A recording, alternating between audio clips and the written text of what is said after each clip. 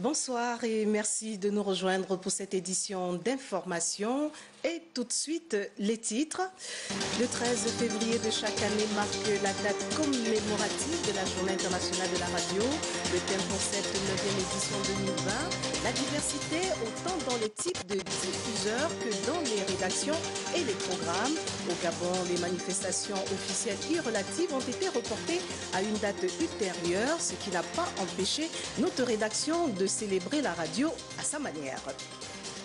Et puis, vous le verrez, tomber de rideau sur l'atelier régional de finalisation du projet de création d'un organisme de bassin transfrontalier. Au terme de ces travaux de 72 heures initiés par la CEAC, les participants ont statué sur les cadres formels de gestion de 6 bassins.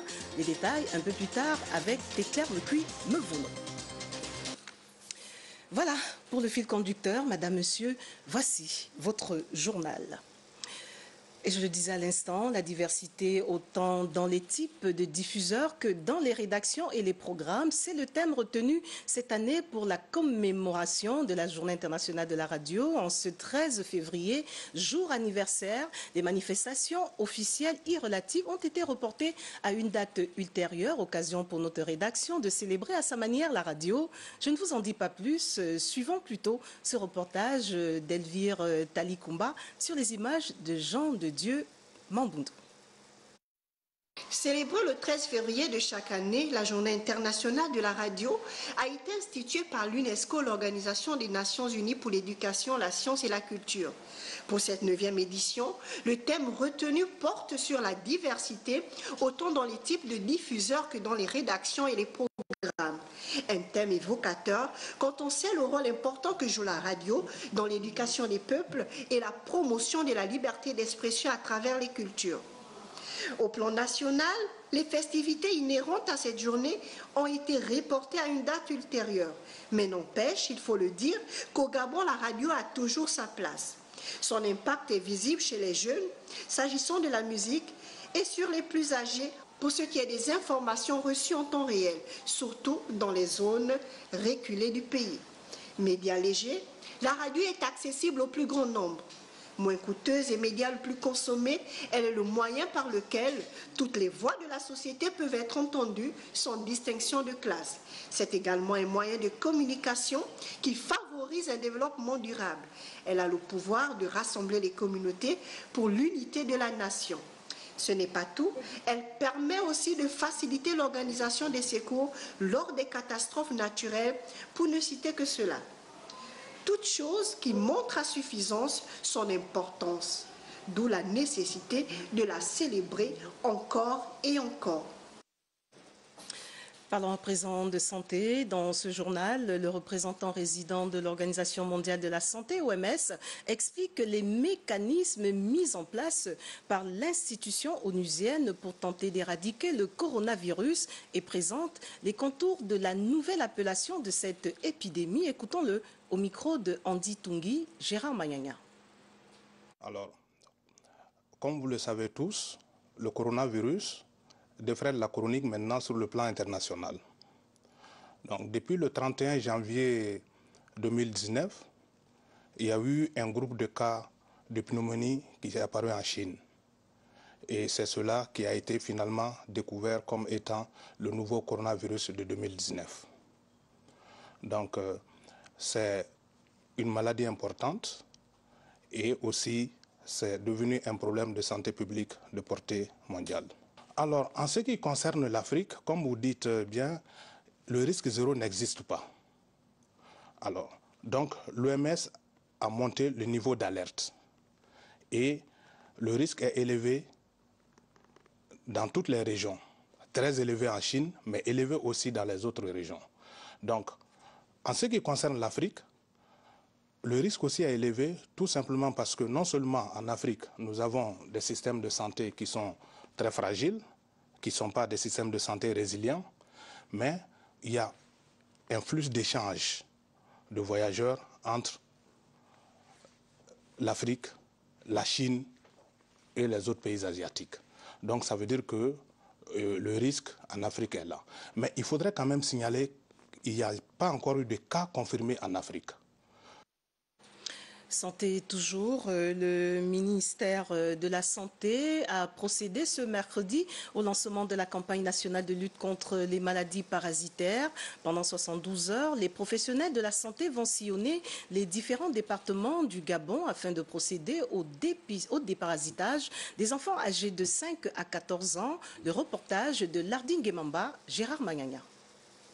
Lutter et prévenir les vers intestinaux en milieu scolaire, c'est là toute la symbolique de la campagne de distribution de masse de médicaments contre la géohelminthiase. Les maladies tropicales négligées, notamment les vers intestinaux, sont responsables des problèmes de santé, touchant une tranche de la population particulièrement fragile, à savoir les enfants de 5 à 14 ans. Cette distribution de masse de médicaments doit être renforcée par l'éducation et la santé. Nous devons aussi dire aux enfants qu'en déféquant à l'air libre, ils contaminent la nature et les parasites se retrouvent dans leurs plats. Ils doivent aussi procéder à l'hygiène des mains. Donc ça, c'est des aspects assez importants que nous devons signaler. À travers cette campagne, le Gabon veut être en phase avec sa vision du développement sanitaire qui consiste à doter le pays d'un système de santé performant et de proximité. À ce jour, selon les données disponibles, notre pays est endémique à 50% des maladies tropicales négligées. Et c'est la raison pour laquelle le gouvernement, avec la collaboration de ses partenaires, organise la présente campagne de distribution de masse en monodose des médicaments contre les vers intestinaux en faveur des enfants d'âge scolaire de 5 à 14 ans des 47 départements sanitaires du pays. Les vers intestinaux, c'est près de 350 millions d'enfants atteints de cette pathologie en Afrique. L'objectif de cette campagne de 72 heures est d'atteindre au moins 350 000 enfants dans les différents départements du Gabon. Et pour refermer cette page santé, c'est en images, en prélude à la caravane ophtalmologique prévue démarrer le 15 février. Le directeur du programme national de lutte contre la sudité et la cécité a tenu un point de presse ce jeudi à Libreville afin d'inviter les populations gabonaises à se rendre massivement aux consultations et interventions chirurgicales gratuites qui auront lieu à l'hôpital de Mélène du 15 au 20 février prochain. Une caravane oculaire qui sera menée par la Fondation Al-Bassar du Soudan. L'initiative est donc du Conseil supérieur des affaires islamiques du Gabon et du ministère de la Santé. Je vous invite à présent à écouter à ce sujet les propos des docteurs Agaya Christian et Abou Abida Mokhtar Bari au micro de Lardine Guemamba et Alexandre Nkogé. Nous attendons à recevoir un grand nombre de personnes. Pas seulement les personnes qui souffrent de cataracte, mais les personnes qui ont des problèmes oculaires, des problèmes de maladies oculaires. Et je dirais même que les personnes qui sont même suivies par des médecins locaux, vous êtes suivis par le docteur Agaya ici, rien ne vous empêche de venir faire un diagnostic, comme on dit, comparatif de ce que vous a dit le médecin gabonais par rapport à l'expérience soudanaise. Ça enrichit la médecine gabonaise, ça enrichit la médecine soudanaise et c'est pour le bien du patient. Donc, c'est vraiment ouvert à toute la population, même si, je répète que la cible principale, c'est ceux qui sont socialement défavorisés. Il n'y a pas de discrimination, je voudrais être très clair par rapport à ça. Ce n'est pas une campagne qui est menée en direction de la population musulmane. C'est ouvert à toute personne vivant au Gabon, je vais être très clair par rapport à cela. Donc, il n'y a pas de discrimination. Il n'y a pas de favoritisme pour dire qu'on va favoriser telle communauté par rapport à telle autre. Non, non, 3 fois non. L'équipe médicale de la Fondation Al-Bassar a une grande expérience dans ce domaine. Donc depuis plusieurs années, ils ont déjà organisé plus de 1500 caravanes médicales. Lorsque nous étions ici au Gabon, il y a cela 2 ans, nous avons prouvé cela sur le terrain, puisqu'ils avaient opéré 400 cas. Économie dans la suite de ce journal et sur autorisation du ministre d'État en charge de la communication, le ministre de la fonction publique, Madeleine Baird, a reçu ce jeudi l'ambassadrice de l'Union européenne au Gabon et le représentant de la Banque européenne d'investissement au ministère de la communication. La rencontre est axée sur la présentation du projet de digitalisation du numérique dans les entreprises gabonaises. Le compte-rendu de Claude Bagungila, Richard Moubiwa. La modernisation du service public à travers un programme de digitalisation, c'est ce qui ressort de cette séance de travail entre le ministre Madeleine Baird, l'ambassadeur de l'Union européenne au Gabon et le représentant de la Banque mondiale. La digitalisation peut aider, faciliter les interactions entre les différents services du gouvernement et en même temps faciliter la vie, simplifier la vie des citoyens en faisant beaucoup plus simple les différentes transactions, interactions avec le gouvernement, les ministères. On n'aura pas besoin de se déplacer. L'Union européenne s'engage à accompagner le Gabon dans ce processus de digitalisation du service public. La Banque européenne d'investissement est là exactement dans cette phase de développement qu'on puisse et de prospection de tous les projets qu'on pourrait faire ensemble avec le Gabon. Et donc ici, ça ne s'agit pas encore d'arrêter les projets, c'est une prospection, de parler avec différents ministères et après analyse, discussion avec le gouvernement. Une réforme particulièrement attendue par l'administration gabonaise. Au niveau de la fonction publique, il est très important de penser à la digitalisation d'un certain nombre de services parce qu'avec les effectifs, on a près de, je pense, 100 000, si je ne me trompe pas, de fonctionnaires. Donc pour pouvoir gérer ces effectifs, il est important de mettre en place des outils informatiques qui permettent justement de traiter ce personnel avec beaucoup plus d'efficacité. Cette migration du service public vers le numérique est une matérialisation de la volonté de rendre plus performante l'administration gabonaise. Et avant de faire place à l'invité de cette édition d'information, je recevrai dans quelques instants M. Maï Aimé Gustave. Il est dans le DGA de la SEEG. La Banque européenne d'investissement se propose d'accompagner le gouvernement gabonais pour l'atteinte des objectifs de développement dans notre pays. La question était ce matin au centre de la séance de travail au ministère des Transports et de l'Équipement, des Infrastructures et de l'Habitat. Le compte-rendu de Tatiana Minko et Victor Mindunga. La Banque européenne d'investissement vient en appui à l'État gabonais pour le financement et la matérialisation des projets de développement du Gabon. On a pu échanger sur les besoins de perspectives du ministère. La BEI peut apporter des savoir-faire, mais aussi des ressources financières à long terme pour pouvoir mener à bien les projets à choisir avec le gouvernement. Et on travaille bien sûr étroitement avec la délégation européenne de Libreville parce que nous faisons partie de l'Union européenne, côté politique, côté financier. L'étape avec les autorités du ministère des Transports, de l'Équipement, des Infrastructures et de l'Habitat consiste à identifier les secteurs prioritaires d'intervention et d'en évaluer l'estimation des coûts. Nous avons été honorés de recevoir avec l'ambassadeur de l'Union européenne au Gabon, le représentant régional de la BEI. Nous avons présenté aux bailleurs une liste de 14 projets qui comprennent aussi bien les aspects de l'habitat au Gabon, les aspects du transport, aussi bien équipement collectif et infrastructure routière notamment. Nous avons donc donné aux bailleurs des estimations qui seront naturellement affinées par des études. Au plan infrastructure, 3 projets routiers sont en vue, notamment les sections Kougouleu-Médouneux, Ntoum-Koko Beach et le boulevard Triomphal 2 fois 2 voies. Et place à présent à l'invité, M. Maï Aimé Gustave. Bonsoir. Bonsoir, Madame Mireidira. Voilà, alors vous êtes le directeur général adjoint de la Société d'énergie et d'eau du Gabon. Et la raison de votre présence sur ce plateau, c'est de nous édifier sur les perturbations en eau que connaissent les Port-Gentillais. Nous sommes là à Port-Gentil, bien entendu, et nous édifier là-dessus. Qu'en est-il exactement via votre communication? Merci, je vais vous donner lecture de mon communiqué. Communiqué de la Société d'énergie et d'eau du Gabon. Dans le cadre des perturbations observées actuellement dans la desserte en eau potable de Port-Gentil et ses environs, la SEG présente ses excuses à la clientèle pour les désagréments subis.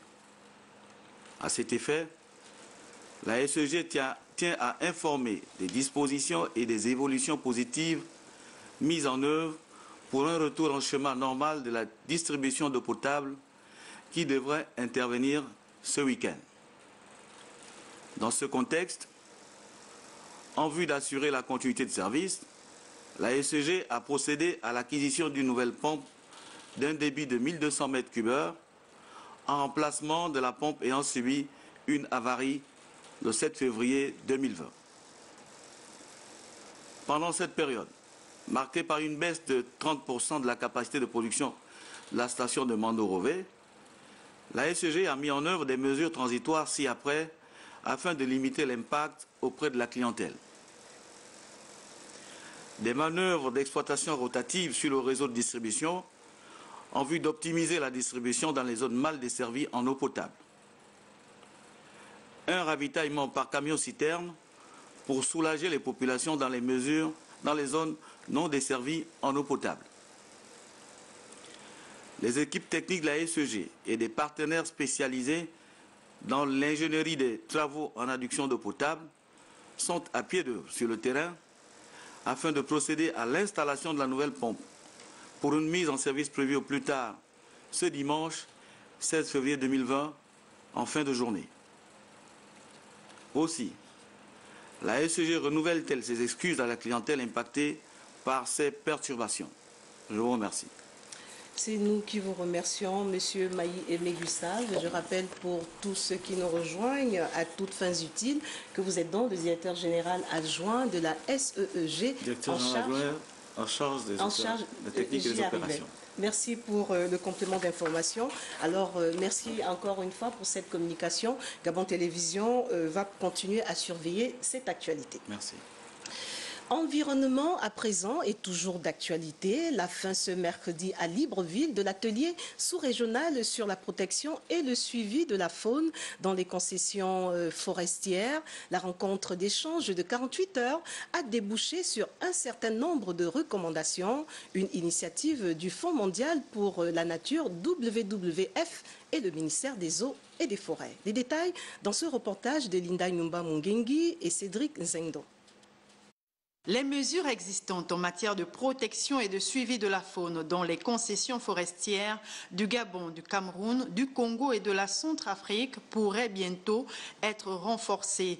Après 2 jours d'intenses travaux, les experts des différents pays ont formulé des recommandations qui permettraient d'y parvenir. Intégrer de nouvelles technologies de gestion de la faune dans la gestion de la faune au sein des concessions forestières.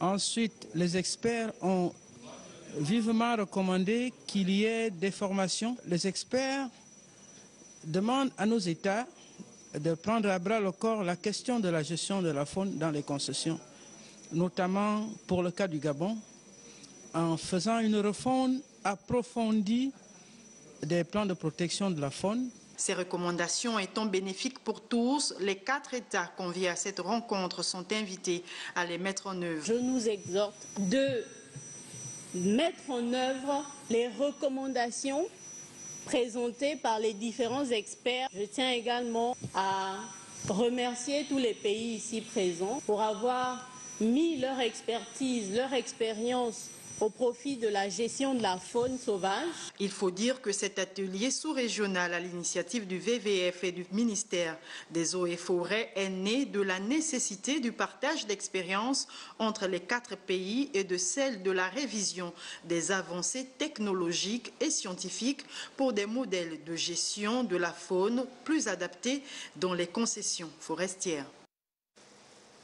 Fin des travaux de l'atelier régional de finalisation du projet de convention portant création d'un organisme de bassin transfrontalière. Les participants se sont attelés à définir les cadres formels de gestion des bassins concernés, à savoir le Goué, le Ntem, le Komo, la Nyanga, le Hole et le Mouni, 6 bassins partagés par 4 pays de l'Afrique centrale. Au terme des travaux initiés par la CEAC, l'on note tout de même le retrait de certains bassins concernés. En témoigne ce compte rendu de Teclair Mekumevono et Christophe et Christ Dijebien, Rodolphe Lembonda. En octobre 2009, les chefs d'État et de gouvernement membres de la CEAC ont adopté la politique régionale de l'eau. Forte de cela, l'organisation régionale a initié le projet de création d'un organisme de bassins transfrontaliers pour 6 bassins partagés entre 4 de ses États membres, que sont le Congo, le Cameroun, le Gabon et la Guinée équatoriale. Les premiers jalons semblent posés. S'il était à relever que certains États émettent des réserves, ils réaffirment toutefois, par ailleurs, leur engagement à poursuivre leur participation à la mise en œuvre du projet et toutes les initiatives d'intégration sous-régionale. Un comité technique transitoire de 4 membres, à savoir un membre mis à disposition à temps partiel, par chaque État partie sera appuyé par un expert chargé de mission logée à la CEAC. L'atelier s'achève, ce qui invite à s'interroger sur la pertinence des conclusions pour le Gabon. Le Gabon maintient sa décision de retirer l'Ougoué du projet de convention et de limiter le champ d'intervention de l'OBT sur les aires de partage au niveau des autres bassins. Les représentants du Cameroun et du Congo ont pris acte de cette décision et vont se référer à leur hiérarchie pour la poursuite de leur participation au projet. A souligner la délicatesse que comporte le processus de délimitation du champ d'intervention géographique de ce futur organisme de gestion des bassins transfrontaliers. Ouvrons la page société tout d'abord, affaire BR-Sal Gabon. On s'achemine visiblement et tout doucement vers un dénouement heureux de ce long feuilleton de 3 ans. Le sujet a fait l'objet d'une assemblée générale d'information tenue hier à Libreville entre le collectif des cotisants, la partie civile et l'ensemble des épargnants de la dite microfinance qui promettait, souvenez-vous, des taux d'intérêt atteignant les 45% à ses clients. Arnaud Mbabékoun sur les images de Bertin Osaga. Au registre du commerce et du crédit immobilier différent, un objet social import-export déclaré au Centre de développement des entreprises, devenu Agence nationale de promotion des investissements, tout aussi différent de l'activité de microfinance qui s'en est suivie. Deux faits troublants dans l'affaire BR-Sal. Les références qui sont sur la fiche de circuit, ce ne sont pas les mêmes qui se retrouvent sur le carnet de BR-Sal, donc d'épargnants, dont je suis. Le directeur est étonné de constater que c'était maintenant une affaire de banque, une affaire de société financière qu'on leur présente. Marie-Louise Bouanga, président du collectif des épargnants, Emmanuel Mvemba, de la partie civile, veulent aller vite pour dénouer cette affaire. Des assurances leur semblent avoir été données par le chef du gouvernement afin de rembourser au plus vite les 18 000 épargnants. Au terme de cette assemblée générale, nous repartirons vers le gouvernement au fin de verser au dossier les nouveaux éléments qui nous laissent finalement croire que le promoteur BR-Sal agissait en prête-nom parce que beaucoup de dignitaires de la République seraient derrière ce dossier. Au cours de cette assemblée générale, le collectif des cotisants et la partie civile demandent à la justice gabonaise d'ouvrir le dossier BR-Sal dans le cadre de l'opération Scorpion afin que toutes les responsabilités soient établies. Les deux parties entendent à cet effet saisir le procureur de la République dans les tout prochains jours. Le bureau directeur du syndicat libre des travailleurs de Comilog, Siltrag, a tenu à honorer 2 de ses membres adhérents admis à faire valoir leurs droits à la retraite. C'était au cours d'un déjeuner ponctué par la remise de cadeaux afin de souhaiter un bon repos à leurs anciens collègues. Témoin de cette cérémonie, le reporter Bélin Bekita, Hervé Nziga. Des présents symboliques, un repas convivial et familial, c'est le scénario retenu par le bureau directeur du syndicat libre des travailleurs de Comilog pour dire au revoir à leurs adhérents admis à la retraite. Ils comptent pour nous et ils sont indélébiles dans nos mémoires pour le Siltrac. Et nous aimons ces cadeaux-là, ils les méritent. Nous aurions toujours besoin de ces personnes. Ce n'est pas le fait qu'ils soient retraités aujourd'hui qu'ils vont se dire que non, ils ne font plus partie du Siltrac. Ces 3 agents de la promotion 2018 se seront distingués par leur abnégation au travail tout au long de leur carrière. S'ils sont restés aussi longtemps, donc pour certains 10 ans, pour certains 20 ans, d'autres 30 ans, c'est qu'ils ont été des collaborateurs exemplaires, impliqués et sur qui on a pu compter pour atteindre des objectifs qui chaque année sont sans cesse ambitieux, grandissants. Occasion pour Constant Lebissa Mbélé, secrétaire général du Siltrac, de revenir sur leur contribution durant les plénières visant la révision du Code du travail au Gabon. C'est une contribution d'ensemble. Ce n'est pas la contribution du Siltrac seulement. Si vous voyez que les responsabilités des travailleurs, leurs droits sont embrigadés, nous sommes à même de venir sur la table et crier. Et c'est ce que nous avons fait avec les autres. Cette cérémonie intervient avec un léger décalage tributaire aux différents mouvements qui ont secoué l'univers syndical et professionnel ces dernières années. Et pour tourner cette page société, c'est ce vendredi que les amoureux vont célébrer la Saint-Valentin, une occasion bien particulière pour faire plaisir à son Valentin ou à sa Valentine.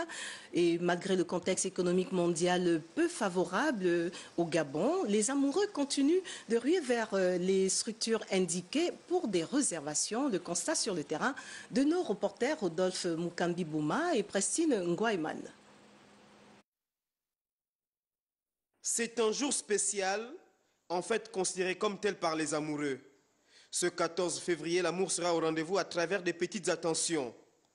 Dans les magasins, c'est la course au meilleur cadeau à offrir. D'ici vendredi, il faut dire qu'on cale tout. Donc là, je viens prendre les chocolats, déjà, et emballer, poser au fur et à mesure, les idées vont venir, quoi. C'est vrai que le personnalisé marche de plus en plus, parce que c'est une attention qui touche. Malgré le contexte économique peu favorable, les amoureux ne veulent pas compter pour faire plaisir. Dans ce petit restaurant, le patron dit avoir été surpris par l'engouement.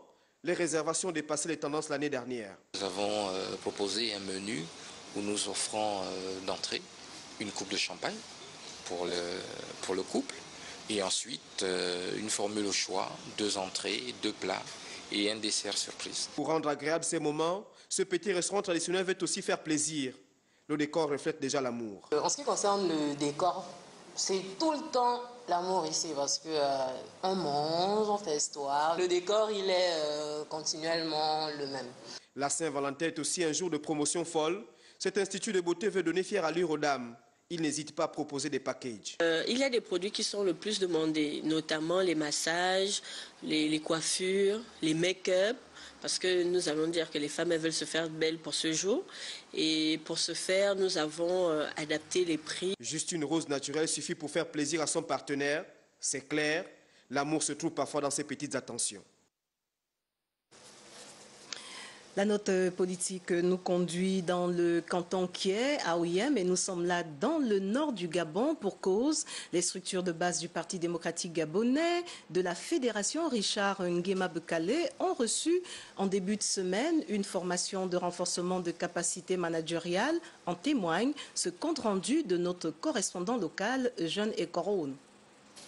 Cette grande messe des PDG de la Fédération Richard Nguema Bekale s'inscrit dans le cadre du renforcement des capacités managériales et de l'affermissement du militantisme des responsables de l'encadrement des structures de base du parti. Les sections et les comités ont été édifiés qui doivent se mettre au travail.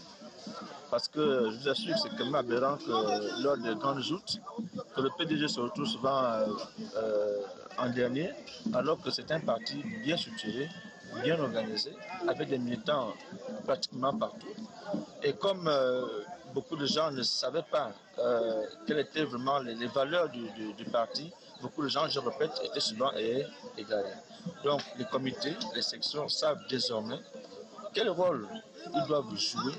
Occasion propice pour les responsables de faire un diagnostic du fonctionnement des structures de base au lendemain des dernières consultations électorales. Donc, il était nécessaire qu'on se retrouve aujourd'hui pour faire le point de notre fédération afin de connaître exactement le nombre de comités que nous avons, si effectivement toutes les sections marchent comme cela se doit. Donc nous avons pu constater aujourd'hui qu'effectivement tous les comités existent, toutes les sections sont en place et que le bureau de la fédération fonctionne normalement.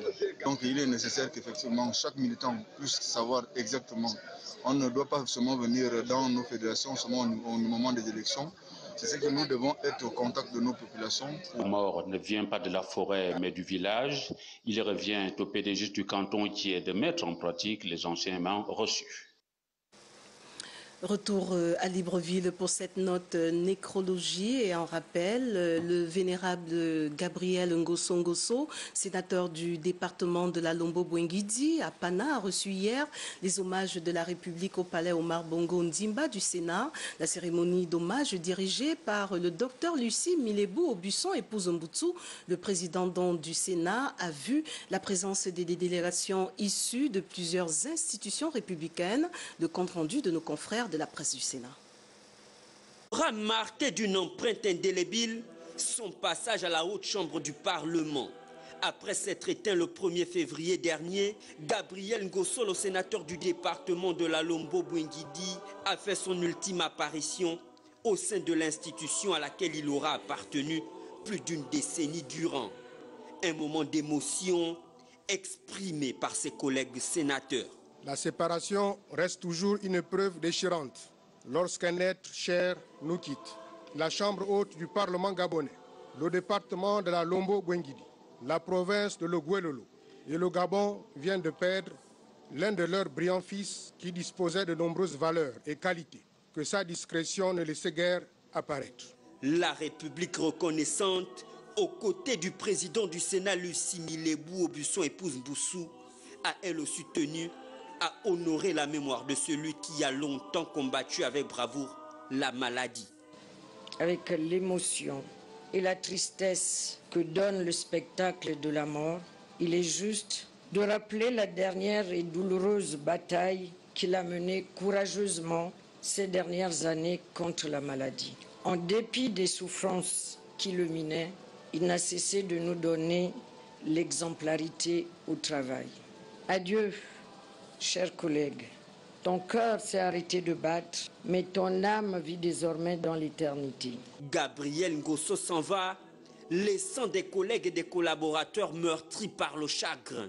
Ces mêmes collaborateurs qui ont assisté médusés à l'arrivée de la dépouille au domicile familial avant son transfert à Pana, sa ville natale.